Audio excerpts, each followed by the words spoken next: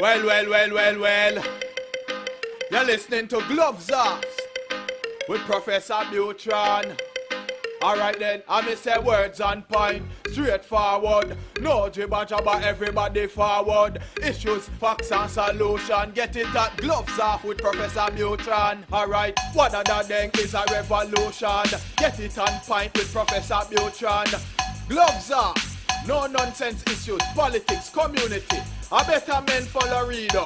Gloves Off, a revolutionary show with everything that you need to know. With Professor Buitrón. Watch ya!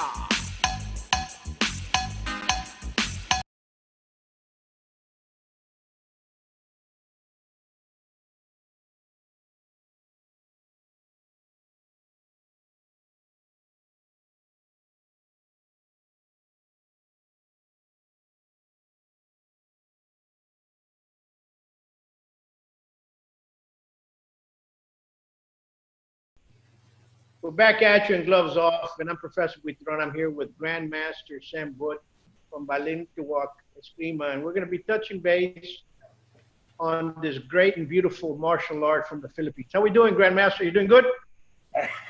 Yeah. Only the good are young. Only the young. You know, how's Arizona with this COVID doing? They say that it's becoming worse. I started going to the gym and started out very slowly after 3 or 4 months. So I was just doing level 2 for 5 minutes with the bike and building it up. And I was already up to 20 minutes. From level 2, I was already in level 6. So, and on my sit-ups, I started with 100 sit-ups. I was up to 300. And then all of a sudden, they cut us off again and the gym was closed. So I'm back to feeding my birds. I understand. Here, we're open. We're still open. We're teaching. Everything's in social distance. Everything going that route. But I think they want to close everything down here in Texas. So it's kind of hard because, you know, they close down the businesses and there's no help for the businesses. So they're going to turn a lot of places into ghost towns. And that's what's going to happen. But let's talk about the beauty of Balintawak. How did you get involved with Escrima and Balintawak? Boy, I'm 84 years old. So it's a long time. Goes way back in 1959. I don't know whether you were born, but I was already a lawyer. So that was a long time. And how did you get involved? Really, how did it start? Did you? Well, to start with, I have been always interested in martial arts because as a young man, I was always in fist fights. I was always in fist fights, and I'm a little guy, so so you have to develop skills. Absolutely. And my first cousin, who was my next door, he was a big Filipino, Teddy. So when I say big Filipino, maybe it's not very big from European or American standards, but he was probably 5'10", 5'11", so that's pretty big for a Filipino. And he was a tough guy, so. And he was the one he had 2 engineering degrees, but he was also into martial arts. So it started with backyard training, and then I started tagging along to the GrandMaster, and I was developing my as a fresh graduate, a new lawyer. I was establishing my law practice and my real estate business. So it took me a little while to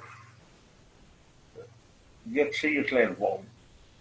But very quickly, it was, I would say the year must have been early 1970s when Velas was, who used to fix the typewriters of my father. I met him and he was telling me, should get into Escrima. I said, I know, I know everybody, but I'm just so busy with my law practice and my business. But I started going to workouts, and now this was getting to martial law, which is 1972. And during martial law, you have to be home by midnight. So otherwise, you land in jail. I would leave my office at 5:30, go to the clubhouse, start working out, and then we would work out until I don't know, probably 11 o'clock in the evening or so. So start to, making sure that I was home by midnight. Otherwise, I would land in jail because martial law is something that Americans don't have any idea about. We could not even own a mimeographing machine. So the printing press was out, the press was out, and they could just pull you in, And although the commandant of the 3rd Military Area was my occasional golf mate at the Club Filipino, I did not like him already when you became the military commander. You're both governor, mayor, and military commander. You're very, very powerful. And because of that, I started keeping distances from him. We had weekly breakfast meetings. In that meeting, I was with the governor and the mayor, some board members, myself as a businessman, and this was held in the restaurant of one of my clients, which was right across my office. So we keep on talking about ourselves, and the governor and the mayor are sort of a little bit safer because the military does not want to attack these very strong people like the governor and the mayor, because if he does that, then there could be uprising. So they usually bully the little guys, And I was a little guy, but I was leaning on the shoulders of the mayor and the governor during this meeting. Right. That were my friends. So that's how it came to be. And then the going to the United States, coming into the Philippines or going out, it's like a tube that both ends are sealed. But then there was a sister city program between Salinas and Cebu. And the vice mayor was my cousin. Since the mayor could not attend this meeting in Salinas, it was the vice mayor who was assigned. At that time, this was, he eventually became Mayor Duterte, and eventually became president of University of Southern Philippines. He's dead now, but he brought me with him as a representative of the business community to Salinas in the Sister City program. And that's how I established, I came to my sister here in Phoenix and tried to make arrangement for immigration, And it was very, very, very difficult. And you could not send money out. And the way I sent money was very, very risky. I I would wrap $100 bills in carbon paper and mail it ordinary mail to my sister until I was able to send about maybe $150,000. just just just little. I did not lose any money. Just ordinary mail. So not to make it suspicious, wrap it in carbon paper so nobody would think of anything suspicious. You see, this is ordinary mail. So that's how it started. So my wife stayed, tried to find a job with my. So that's how it came. I came to the United States, uh, sold my beautiful home, my left my business, all my properties. My properties were occupied by squatters. I left it. Just Americans don't understand when people are desperate to leave. You will leave everything. You leave your family, property, and everything. That's why if you find me here and you find me a very vocal advocate for the things that are right for democracy, I am, for the second time, I'm in Facebook jail. so, so Facebook doesn't like me. 7 times. I don't know if you've been in Facebook jail, but I've been in Facebook jail 7 times. And I think you will know by my posts why. Well, the freedom of speech and the freedom of, and I know that you love this country and you've embraced the America, and you embrace the red, white, and blue, and it has embraced you as well. And that's what we need, these patriots like you, right? And it always seems that it finds patriots such as yourself teaching other patriots how to defend themselves in the times of need. Like if it's doing a circle again, Yeah, you know?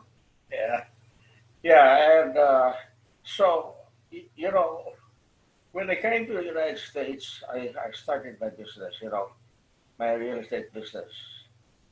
I bought everything cash, my home, my cars, and everything. And eventually, I I engaged in land syndications. You know, I don't know if you understand land syndications, but I bought huge tracts of uh, section corners, and at the collapse of the market, I lost all of that, probably 25 to 28 million, something like that. So instead of it going into depression, I went into physical activity. This is where Escrima was revived. so, so I went back into the gym, went bodybuilding, and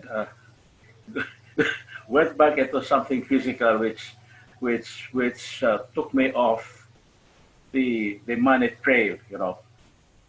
I'm doing okay. I, I'm doing okay. I, as you can see, this is my war room. This is my war room. So, this coming back, how when you came here, how did people find Escrima? How when you started teaching it, Yeah, at the how did time, they like it? there was nobody hardly ever knew of the Escrima. I wanted to put Escrima into the dictionary and into Google and the Facebook. They will not do it because there was no such thing. There was karate, there was kung fu, there was other terms, and the Escrima was not in the lexicon. I supplied all the how it was supposed to be pronounced, the origin of the word, and everything. The definition. I provided that both to Google and to Webster, and they They did not accept it. So what they did was I was not very I was not yet so much attuned with the computer stage. At the time, I had a computer which we had those little discs. those, those was it the disc or something? It was like 1 megabyte, and I was trying to write my book on Escrima, and I kept on I kept on losing everything. My memory, I have to start all over again. I must have rewritten my book 3 times or so. So it was very, very frustrating. Until finally, Mark Wiley saw my book on the internet, and he was the one who said, Manong, how would you like if we because Mark Wiley is a publisher. Yeah. He publishes martial arts books. There's about probably 30 books of martial arts. And he went to the Philippines to study Filipino martial arts. So he said, how do you like if we put your, make your, you know, thing into a book? So I said, well, go ahead, twist my arm. if you twist my arm hard enough, maybe I'll agree. But for me, it was a joy that to think that somebody would want to put my thoughts into a book. That was the beginning of my book. And Okay. I started with, yeah, I started with a few, maybe about, I don't know, maybe 25, 30 years ago. I started with a few, and some of them are still with me, you know. When I say some, actually only one, because many of them have moved to other states and just have been involved in businesses and you know, when they succeed, they grow, the family grows, they move to other states, become more busy. So Now let's go back a little bit. What is the difference between Balintawak and the other Escrimas? Balintawak is a style established by our grandmaster. You know, Balintawak is actually why it is called Balintawak because it started on a very small side street in Cebu City called Balintawak Street. And Balintawak is actually a historic place in Luzon when our national, one of our heroes, you know, called for the uprising against Spain. And at the time, it was called Sigaw ng Pugad Lawin, which is a cry from the eagle's nest, which later on became a cry of Balintawak. Balintawak is a place in Luzon. So now that cry of Balintawak just eventually just became Balintawak. That's why if you see my, you know, especially my new book now, I have talked a lot about the Philippine eagle, you know, because Right. that's the largest eagle in the world, you know. It's a monkey-eating eagle. It's like, it spreads its wing 13 feet. 13 feet? Yeah, something like that. No, maybe I'm exaggerating. I have the exact figures. At any rate, it's a very large eagle. So when I say from the eagle's nest, I'm really referring to our origin, which was our original workout place, which eventually I called the eagle's nest, and I called our grandmaster the King Eagle. You know, And we, as the eagles from that nest, have flown all over the world. So that's where Balintawak has grown all over the world now. And you see Bobby Tabuana, Nene Abokayan, and all these people who have traveled all over the world now and are making a big deal of it. You know, I Right. never commercialized my business because I was doing okay for myself. I did not need the money. So why would I try to get $20, $30 from my students? I did. I'm. It sounds arrogant, but I did not need the money at that time. So, so that has just carried. Even during my hardship years, I did not care about making too much money. No. Uh, so I would teach out of the abundance of my heart, because I love the art. Sure. I love the art. It was the art of our national hero Jose Rizal. I don't know if you have heard about the man, but No. the man was uh, he was more than just a Renaissance man, because he could speak 22 languages.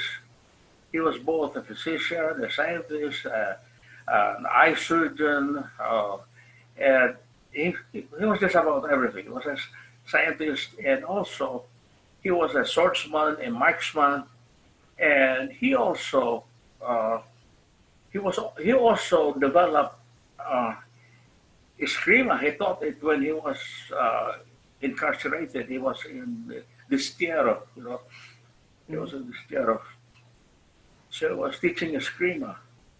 So it was the sports of our national hero.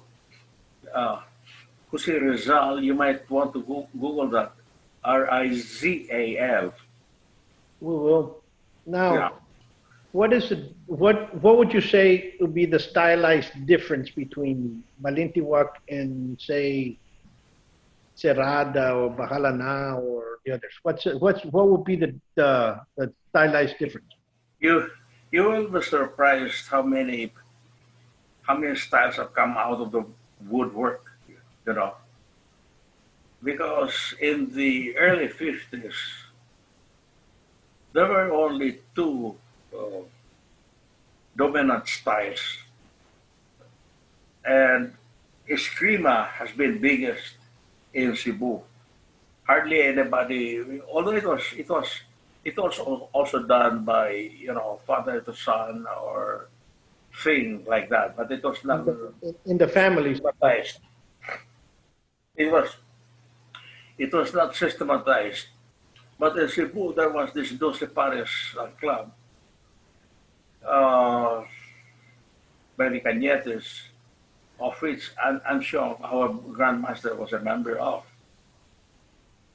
And he eventually seceded from the club and brought with him the major players of that club to establish Balintawak. That's how Balintawak started. So the Doce Pares it was dominated by 8 Cañete brothers.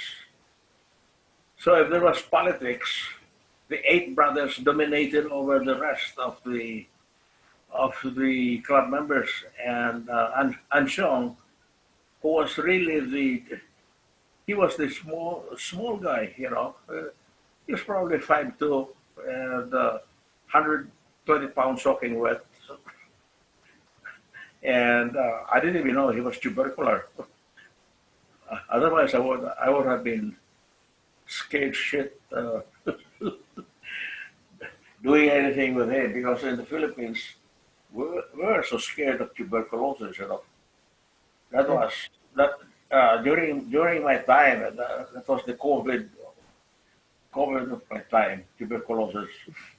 You know. It still is, and it's dangerous. And let me ask you another question, GM. Who impressed you the most or left an identity inside you that you say, this is the grandmaster, the teacher, the escrimador that impressed me the most?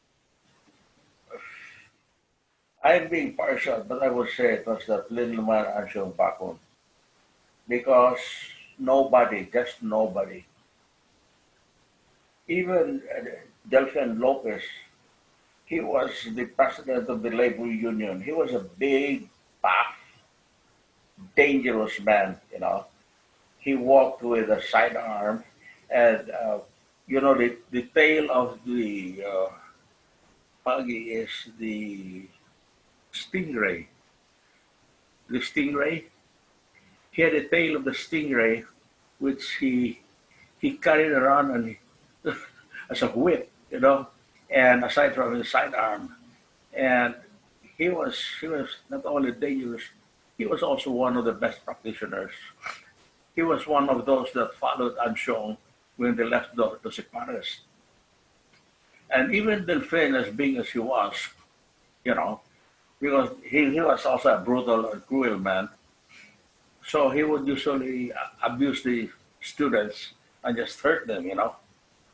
And so Anshong would tell him, Choi, that's what they call him, Choi. Why don't you and me, let's play. So he and Delphin would play, and he would dump Delphin to the corner, and Delphin would look up and say, Choi, if it wasn't you, I would have shot you already. I would have shot you already. So there was, even Delphin, as big as he was, respected Anshong. So that's why they came together. And big guys like Maranga, who were well-rounded men, boxing, shot put, running, whatnot, you know, the sports during that time.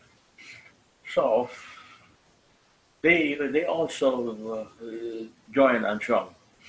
And my cousin, Anshong was related to us in some ways, you know, to my great-grandfather, who was an Abelia. And Delphin was also related to Anshong and related to, so we're sort of some distant relationships. It was a big, big clan in the San Nicolas district. And that's how Teddy, my cousin Teddy Buot, studied under Anshong. And I, as a tag along, joined Teddy. So Anshong called my father Mano Alpi, or Manong. Manong is respect for an older brother. Right. Mano Alpi or Mano Ricard, which is my uncle. So he respected both my father and my uncles. You know. So there is some distant blood relationship aside from the fact that I was sold to his art. Because once I learned his art, and I was in the Vélez Villasin group, you know, I was not looking for trouble, but they knew they would not make trouble with me because I was both a lawyer and I had some skills, you know. So I sort of became. You understand the term Niño Bonito. I was sort of the Niño Bonito of both Villasin and Vélez and the Grandmaster, because the Grandmaster would go to my office, visit me, and I knew what his visit was for, you know. So I would ask him, I would always ask him, sort of in a question, I would say, Anshong, if this is the situation, what would you do? So I would, what ifs? Always what if?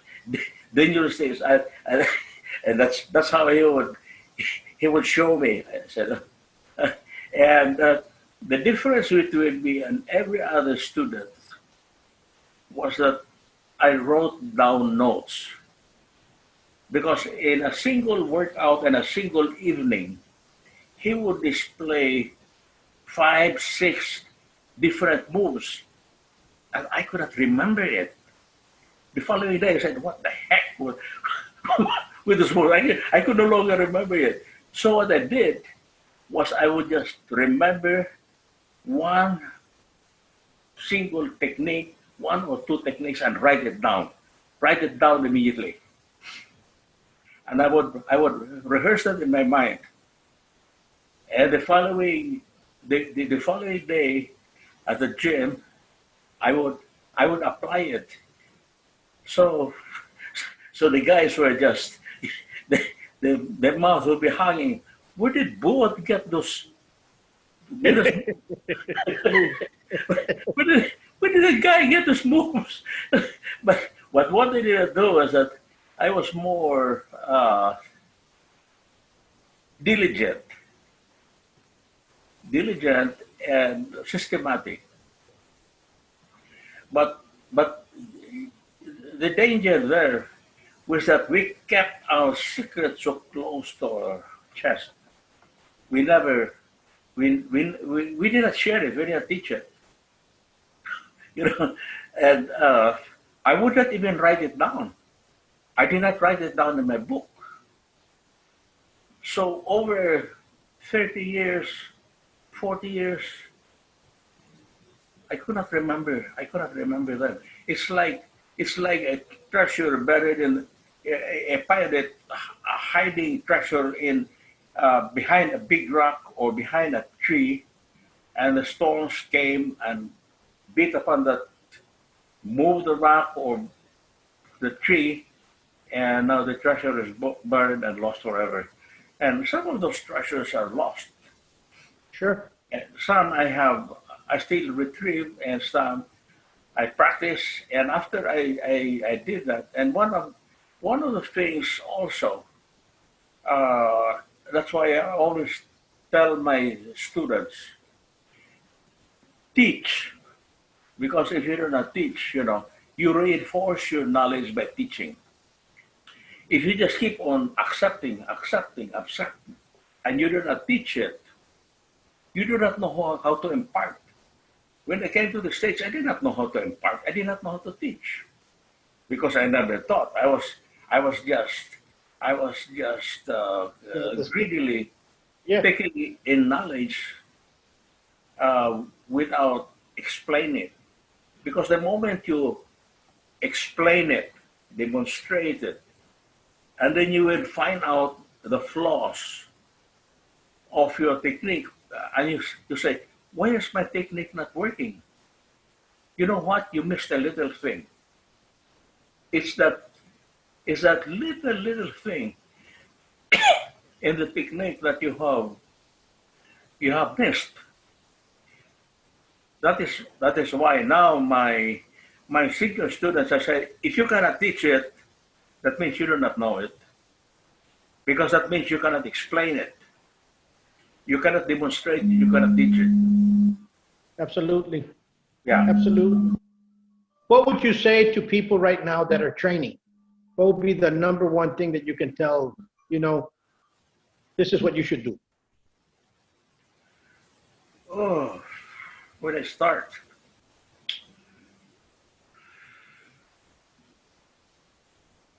Well, my books, incidentally, it has taken me so long to rewrite my book. Now, Dr. Kwong, Mark, whom you have met, and Kim, are the ones working on the details and the editing during the this coronavirus thing, because I was getting very ambitious.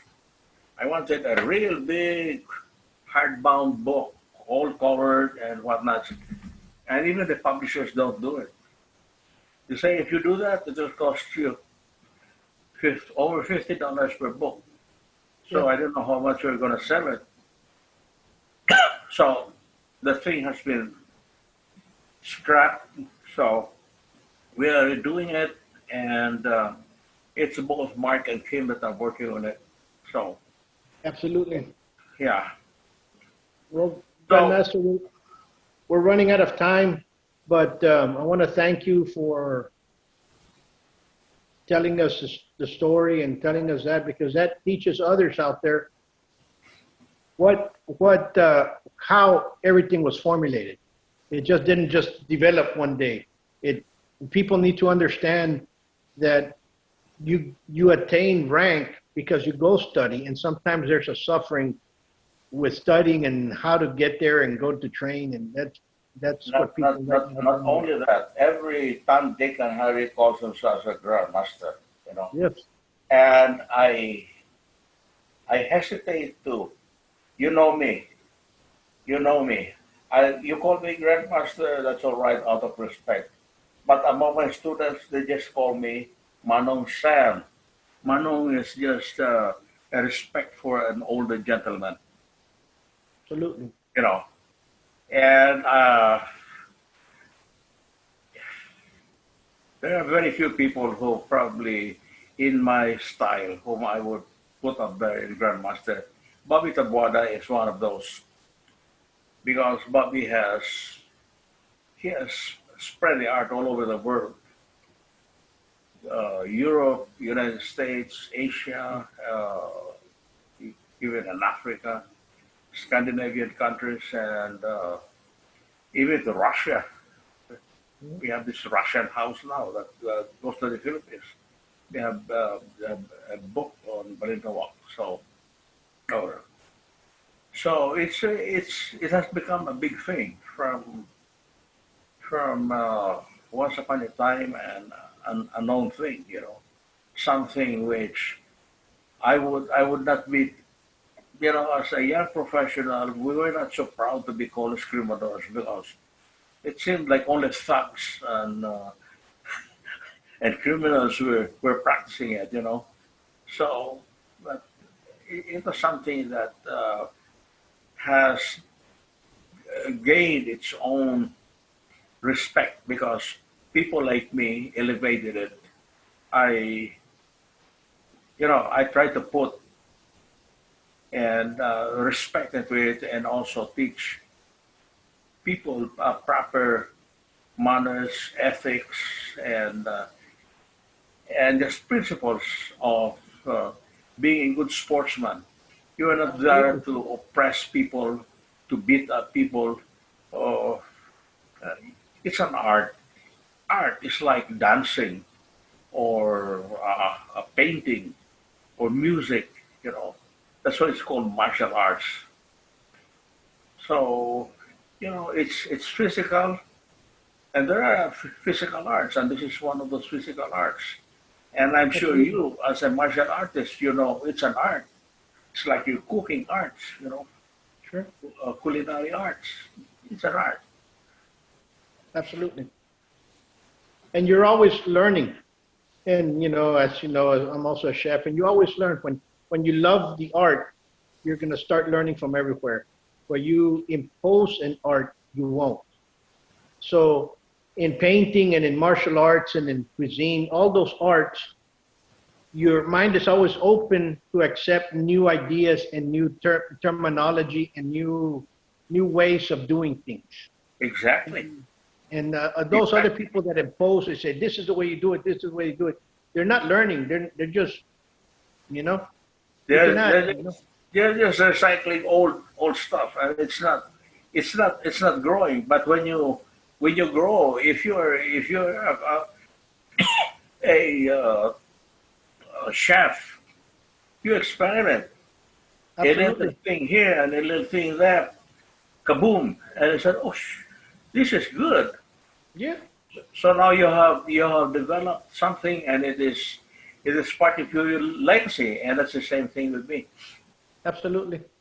Well, I want to thank you for keeping the art alive. I want to thank you for your friendship and your kindness. Yeah, and And thank you for remembering me. It's good to always, be remembered. I'm usually stuck in my office here. I have two huge computers. They're both 37-inch screens.